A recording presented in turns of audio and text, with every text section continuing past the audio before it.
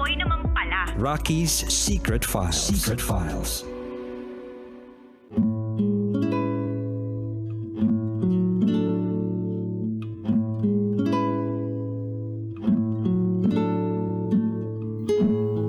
And we're back.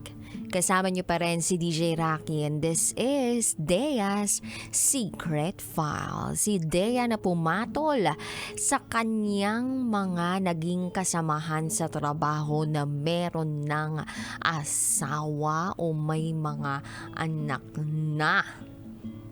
Pero hindi naging hadlang yun para matuto siya sa kanyang mga naging pagkakamali at makahanap siya o matagpuan siya ng taong totoong magmamahal sa kanya. So, she is happily married now at may baby na or may anak na. So, pakinggan na po natin yung mga kabisyo nating nag-share ng kanilang mga thoughts, comments, suggestions, and violent reactions. Ito po, ang sabi ni...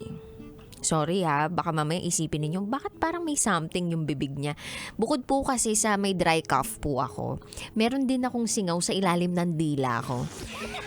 Alam mo yung ganong pakiramdam kabisyo, yung parang double kill ba to? Ayaw ba akong pagtrabahuhin ng katawan ko? Oo. Kaya lang, pag naiisip ko na hindi ako magtatrabaho, sabi ko talaga, OMG, hindi ako pinanganak na mayaman. Charot with the rot. Anyway, eto pong sabi ni Earl Matthew Quevedo.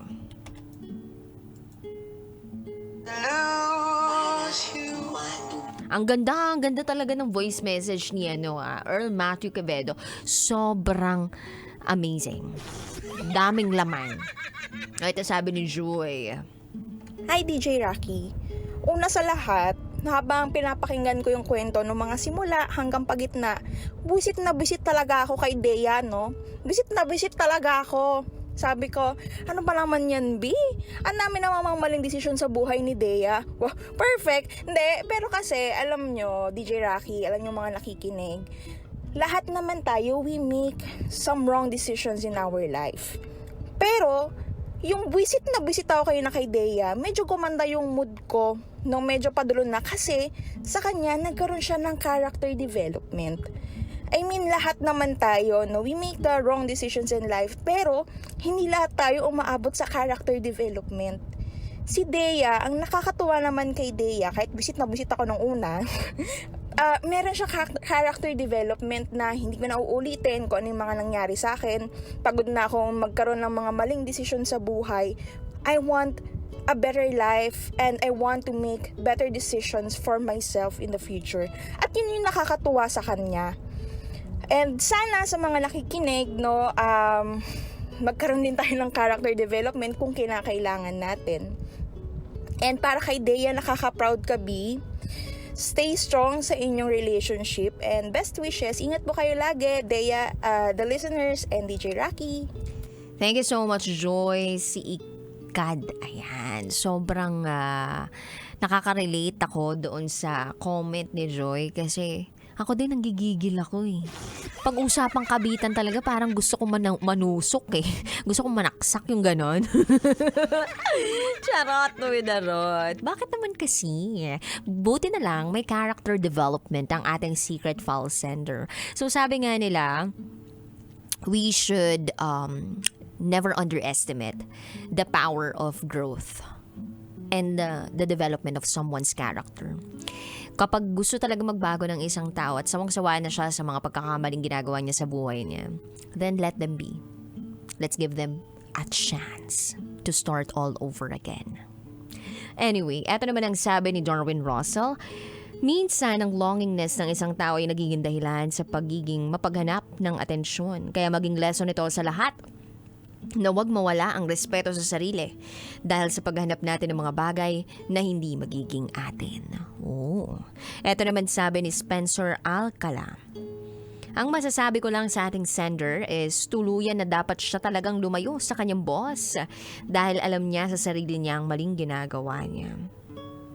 At sana, kapulutan po ito ng leksyon. Pabati po dito sa Betoys Woodworks sa Cabuyao, Laguna, Papa Remy Alcala and Alvin Carasa.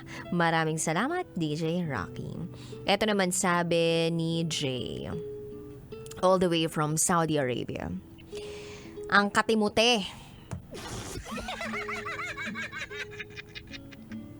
I am a child victim of people like you.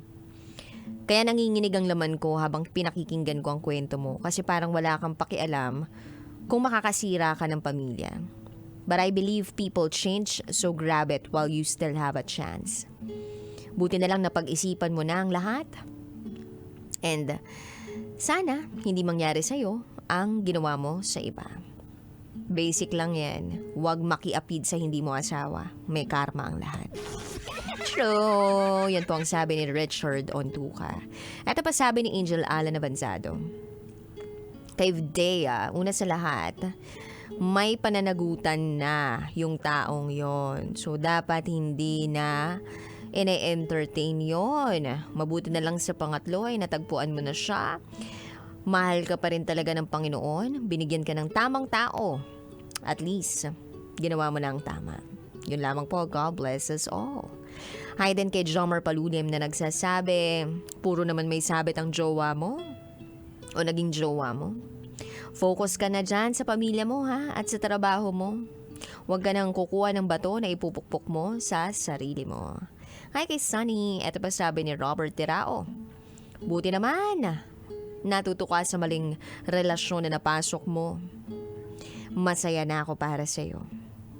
At nakatagpo ka ng tamang tao at tunay na pag-ibig. Yun lamang po, shoutout sa buong team Rocketeers.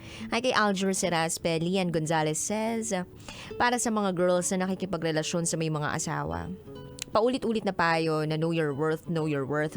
Naniniwala po ako na sa babae ang kontrol. Wala lalaki may asawa pamilyang papatol sa babae kung hindi rin kayo magbibigay ng motibo. Isipin nyo na lang na kayo ang legal wife, anong mararamdaman ninyo kung malaman yung may other woman ang asawa ninyo. Matakot po kayo sa karma. Actually, ang niyan, parang wala nang kinakatakutan lahat ng mga tao ngayon. Ang lalakas na ng mga loob. Hi kay Laurejas Bernard, Angelito Serrano, Rolando Divino, Angelito Martin, at sa lahat ng mga nakikinig sa ating secret file for this afternoon. Sa lahat ng mga nanggigil, naiintindihan ko po kayo. Sa lahat ng mga na-relieved yan, dahil sa naging ending ng ating secret file. I can relate to you. At least nabawasan na po ang mga eskabetsa sa mundo na nakakasira ng pamilya. Well, it takes two to tango. No? Walang papatol kung walang magpapapatol o walang tutuka kung walang nagpapatuka. Alam mo yun, walang bubuka kung walang gustong pumasok. Ano yun? Ewan ko. Basta di ba walang bubuka kung walang gustong pumasok. O walang magpapabuka kung walang magpapabuka. Alam mo yun? Walang bubuka kung walang magpapabuka. O. Kasi paano ka naman tatanggap ng biyaya kung nakasara yung kamay mo, 'di ba? So kailangan bumuka yung kamay mo. Ewan ko kung nalusot ko yun. Charot lang with the rod. But anyway, naalala ko yung dating hinumili ng pare sa Sunday Mass. I think this was a year ago Maalala ko siya dito Tandaan mo yung dalawang F when making a decision.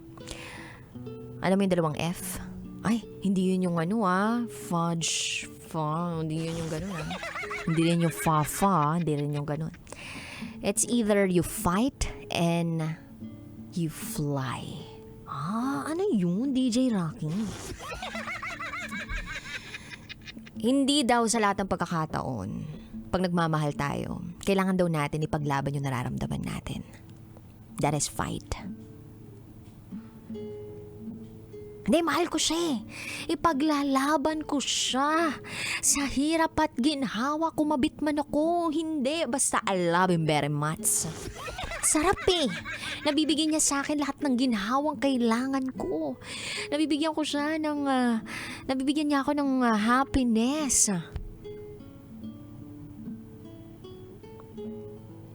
at this fight, ilalaban mo yung pagmamahal na meron ka para sa taong mahal mo. Kahit ano pang mangyari, kahit ano pang pagsubok, kahit sino pang matapakan mong tao, kahit makatapa ka pa ng tae dyan. Fly. Or pwede rin nating sabihin flight.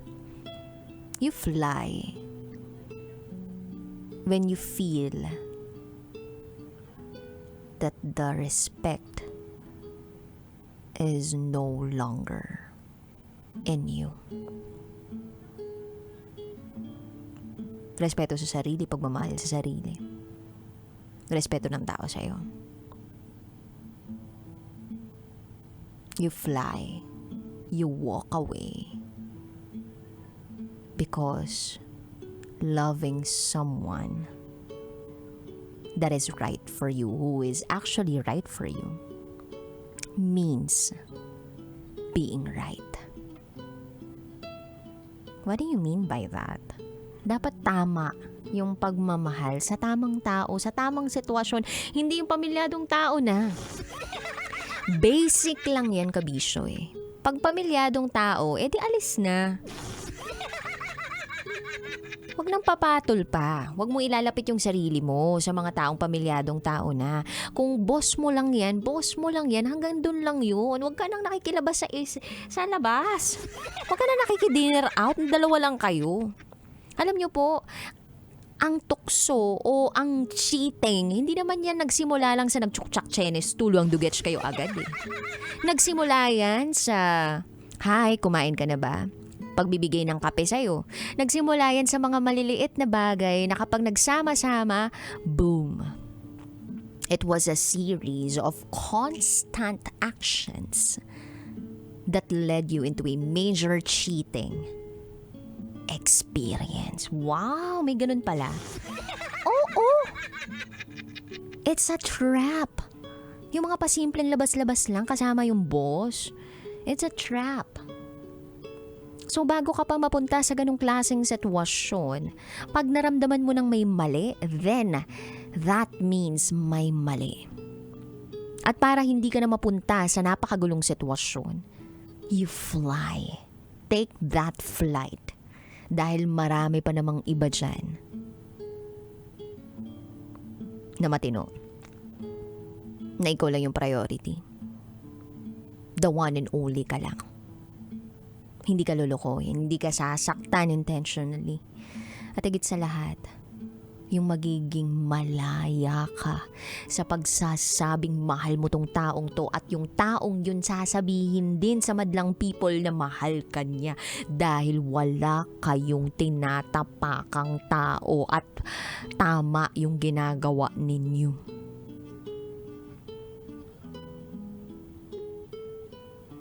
So salute to you, Sacred File Sender, kasi nagkaroon ka ng character development. Yes, marami tayong pagkakamaling posibleng magawa sa buhay natin. Pwede naman tayong matuto sa mga pagkakamali natin eh. Pero yung ulit-ulitin habang tumatanda, ay grabe naman yun. Yung tipong kapag 40 years old ka tapos cheater ka pa rin, ano yun? 50 anyos ka na tapos cheater ka pa rin. Diba? 20s, okay, sige, cheater ka pa. Oh. 30s, mag-isip-isip ka na. Ano bang gusto mong buuin? Gusto mo bang bumuo ng masayang pamilya, healthy family? Yung tipong magiging role model ka ng magiging anak mong lalaki o magiging anak mong babae.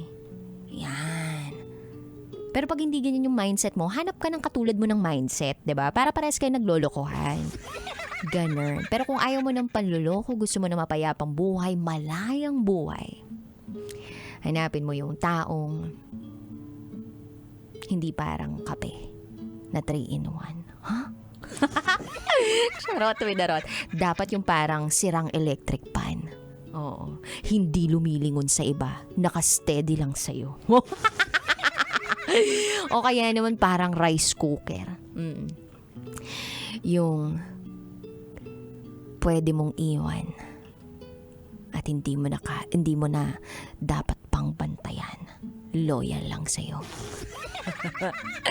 If you want to share secrets, share it to me, rakatera@gmail.com. I gotta say BRB as in bathroom break. Ay, hindi na pala to BRB. Sorry na.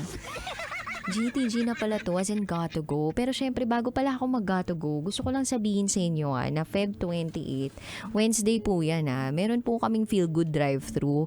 Ito po ay para sa first 100. Inulit ko first 100. So, unang 100 drivers, riders, ng PUV, TNVS, delivery. Inuulit ko po riders, drivers ng PUV, TNVS, ride-hailing apps, at delivery apps. So, pag hindi po kayo pasok dyan, hindi po kayo pasok doon. So, first 100 na po yung entertain namin. Alas 12 po ng tanghali yan hanggang alas 3 po ng hapon.